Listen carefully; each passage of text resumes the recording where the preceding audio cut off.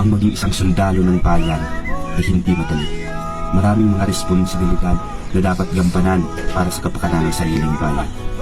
Hirap at sakit ay kaya naming tiisin para sa kaligtasan ng taong bayan. Maraming hamon ng buhay ang pilit kaming kabagsakin.